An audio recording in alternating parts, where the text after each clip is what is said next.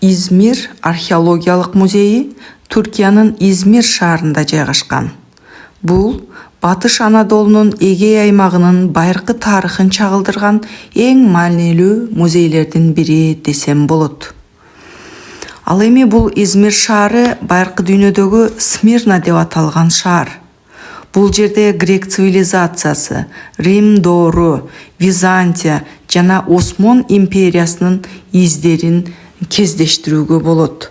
Бул музейдеги эң негизги экспонаттар жана коллекциялар бул античтик айкелдер жана скульптуралар. Бул байыркы Греция жана Рим дооруна таандык мрамордон жасалган кудайлардын айкелдери, императордун жана мифологиялык каармандардын жана жергиликтүү элдердин баатырларынын айкелдери, ар кандай стилдеги айкелдерди көрүүгө болот. Алардын арасында Эфест, Милет, Пергам сыяктуу байыркы шаарлардан табылган баалуу буюмдарды да кездештире аласыздар. Ошондой эле терракотта же чопо буюмдары да бул жерде кездештирүүгө болот.